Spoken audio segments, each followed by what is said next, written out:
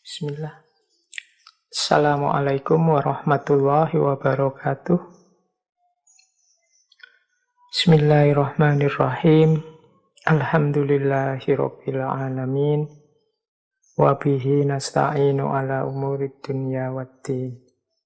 Allahumma sholli wa sallim wa barik ala habibina wa syafi'ina sayyidina wa maulana Muhammadin wa ala alihi wa ashabihi wa man tabi'ahum bi ihsanin ila yaumiddin. Amma ba'du.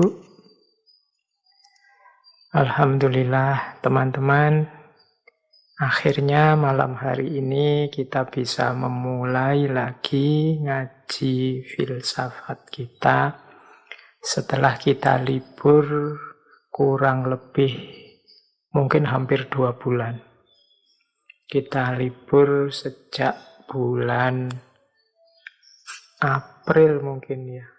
April, kemudian Mei kita libur. Juni hari ini kita baru memulai, jadi 2 bulan lebih sedikit. Karena puasa Ramadan dan Idul Fitri.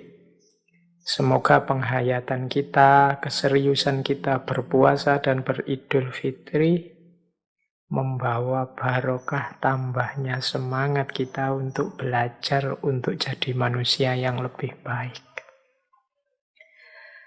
Oke, malam hari ini kita lanjutkan lagi ngaji kita, meskipun ternyata masih dalam situasi pandemi. Sehingga kita masih ngajinya jarak jauh, tidak bisa face to face, tidak bisa gayeng lagi seperti dulu. Tapi memang situasinya sedang seperti ini. Kabar-kabar terakhir kan beberapa daerah mulai melonjak lagi, kumat ndadi lagi virus coronanya. Makanya ngajinya tetap kita selenggarakan dalam bentuk online, jarak jauh. Yo kalau ada yang tanya, saya sendiri sebenarnya ya lebih suka kajian itu langsung live, yang bisa ketemu teman-teman semua, yang bisa gayeng, asik, santai, bareng-bareng ngobrol. Saya juga bisa melihat apakah teman-teman paham yang saya sampaikan apa enggak, masih antusias apa sudah ngantuk, dan lain sebagainya. Kopinya sudah habis apa belum, dan lain sebagainya. Tapi ya ternyata situasinya masih belum memungkinkan. Meskipun begitu, tetap semoga kita tidak kendor semangatnya untuk mencari ilmu, nambah wawasan, demi meningkatkan kualitas hidup kita secara individual maupun secara sosial. Baik, malam hari ini kita mulai sesi baru bulan Juni. Teman-teman mungkin sudah membaca pengumuman dari Takmir. Bulan ini kita mengambil tema akhlak kepada alam atau kepada lingkungan sekeliling kita. Kalau kemarin-kemarin kita sudah banyak sekali membahas akhlak, baik akhlak kepada Allah maupun akhlak kepada sesama. Bulan ini kita awali membahas akhlak kepada semesta, kepada lingkungan sekeliling kita. Ya tentunya pastinya teman-teman semua sudah paham, tema-tema ini kan umum sekali, meskipun tidak viral. Saya tidak tahu hari ini logikanya pengetahuan itu banyak diwarnai viral, tidak viral. Sehingga kalau ada kajian, seminar, diskusi itu hari ini biasanya temanya milih yang viral-viral. Jadi begitu viral dianggap penting, kemudian semua orang ikut membahas. Ini kadang-kadang kita terseret arus yang semacam ini, sehingga ketika ada satu isu kemudian viral, semuanya ikut-ikutan bahas itu, ikut gegeran tentang itu, ikut rame tentang itu. Ahli-ahlinya sudah bicara tentang itu pun kita tidak percaya, kita ingin ngomong sendiri, berpendapat sendiri. Ini situasi dunia digital kan begitu. Bahkan orang-orang yang kita percaya, kita sukai pun kita minta ngomong tentang itu. Padahal orang yang sudah kompeten, sudah ahlinya ngomong, tapi Mungkin karena yang ngomong bukan idolanya, terus kita minta orang yang kita idolakan bicara juga tentang itu, padahal mungkin beliau bukan ahlinya. Ini sebenarnya salah satu fenomena di era yang oleh filosof Prancis yang parodiat disebut ekstase komunikasi. Kemarin-kemarin itu saya banyak ditanya tentang konflik Israel-Palestina. Ini kan harusnya yang bicara tentang ini mungkin ahli hubungan internasional atau ahli sejarah atau yang ilmunya relevan dengan itu. Belum lama juga saya ditanya, 1-2 hari kemarin ada yang tanya tentang mengapa pemerintah kok membatalkan naik haji dan lain sebagainya. Itu kan sebenarnya ahli-ahli sudah banyak yang ngomong, yang berwenang, berkompeten juga sudah ngomong. Tapi itulah situasi hari ini. Maka ngaji filsafat mungkin agak unik karena kita milih tema-tema yang kalau istilahnya mungkin semacam anti mainstream atau yang sedang tidak viral. Padahal penting. Kita tidak boleh lupa tema-tema semacam ini. Kalau dalam istilahnya filsafat ini tema-tema eksistensial, menyangkut eksistensi kita dalam hidup ini di muka bumi. Bahkan kalau dari perspektif agama ini nanti berhubungan dengan tugas kita sebagai khalifatullah fil ardh. Apakah benar kita ini mengkhalifai bumi, mengkhalifai alam semesta ini dengan benar? Nah, bulan ini kita mencoba untuk mengangkat tema itu. Tentunya dengan gaya ngaji filsafat yang insya Allah teman-teman sudah paham rumus-rumusnya, model-modelnya, gaya membahasnya tidak jauh-jauh seperti itu. Baik, bulan ini kita mengangkat 4 teori, 4 konsep yang berbeda dalam hal akhlak kepada alam atau kadang disebut environmental ethic atau bahasa Indonesianya etika lingkungan. Jadi, akhlak kita kepada lingkungan sekeliling kita. Setelah dulu kita belajar akhlak pada Allah, akhlak pada manusia, sekarang kita belajar akhlak pada lingkungan sekeliling kita. Bulan ini kita membahas 4 konsep, 4 teori. Malam hari ini sedikit kita gali seorang tokoh dari barat namanya Aldo Leopold. Beliau ini punya teori namanya land ethic, etika tanah, atau kadang diterjemahkan etika bumi. Mungkin bisa juga diterjemahkan jadi etika lahan. Kemudian minggu depan kita ketemu Fritjof Capra dengan konsepnya ekoliterasi.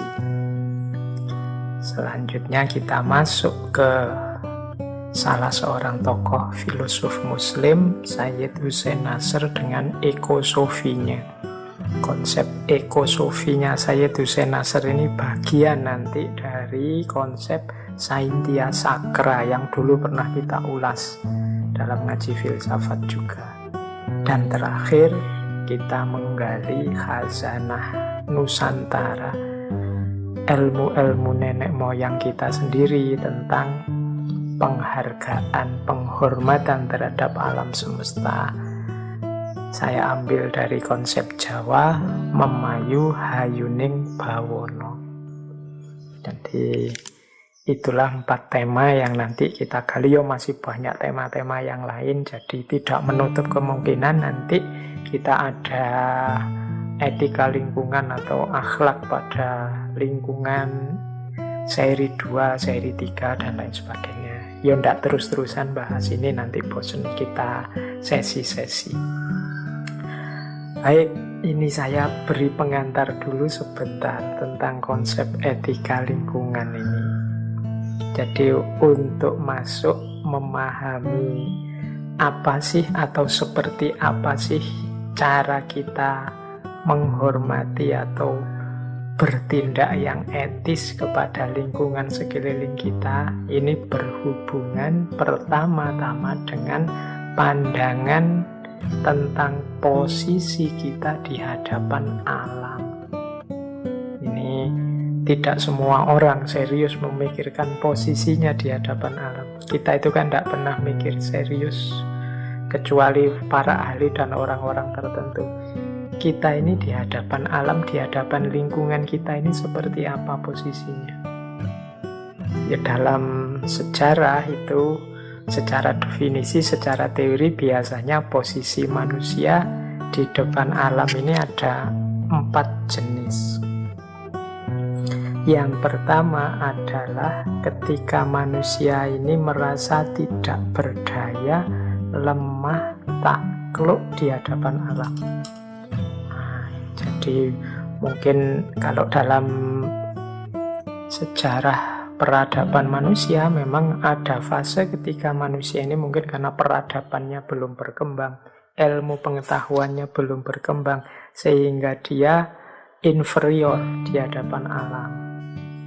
Jadi di hadapan laut, di hadapan angin, di hadapan gunung-gunung, di hadapan ancaman aneka bencana dan lain sebagainya. Ini manusia merasa lemah dan takluk. Padahal nanti kalau teman-teman membaca Al-Quran kan ada istilah sakhkhara lakum. Jadi Allah itu sebenarnya sudah menundukkan alam untuk manusia. Tinggal manusianya mampu apa tidak memanfaatkan alam. Ya tentunya dengan ilmu, dengan pengetahuan.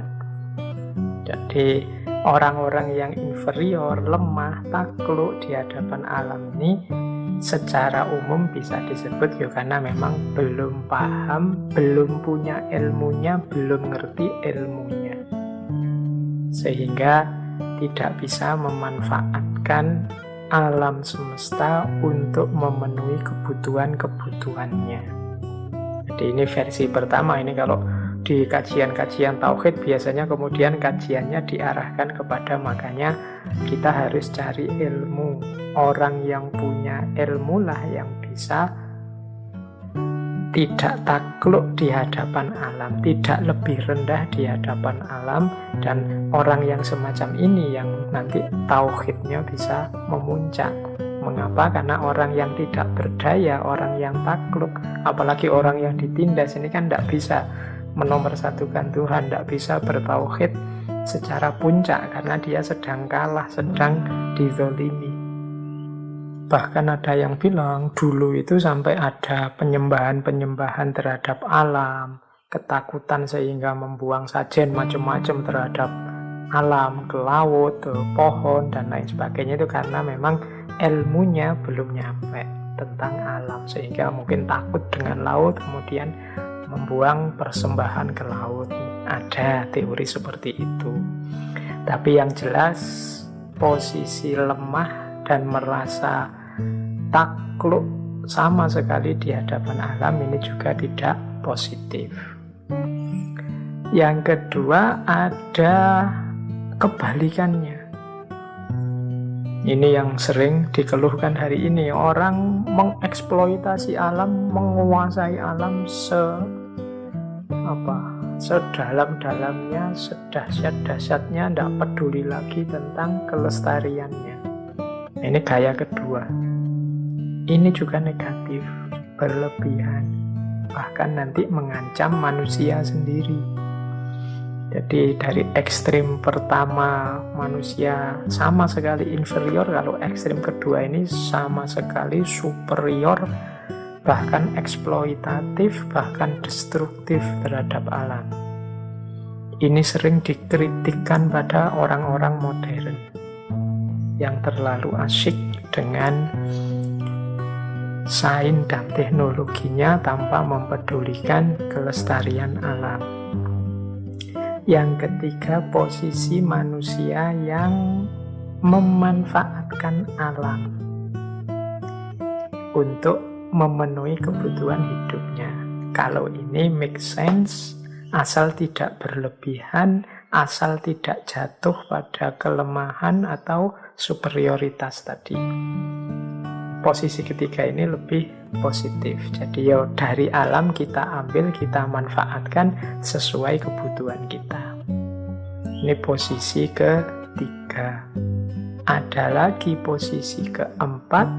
Nah, ini yang diidealkan, yaitu selain memanfaatkan adalah peduli dengan alam dan lingkungan sekeliling kita, yaitu hidup selaras dengan lingkungan sekeliling kita.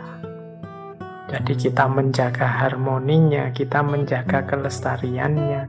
Yang ini nanti kita bahas panjang sekali 1 bulan ini.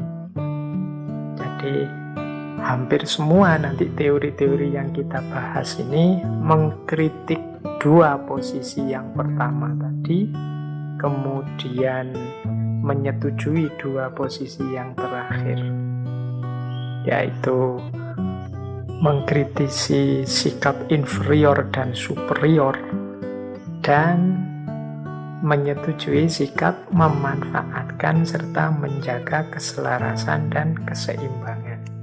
Ini positioningnya itu. Maka sekarang mari kita mulai serius dengan hidup kita. Bagaimana sih kita memperlakukan lingkungan kita?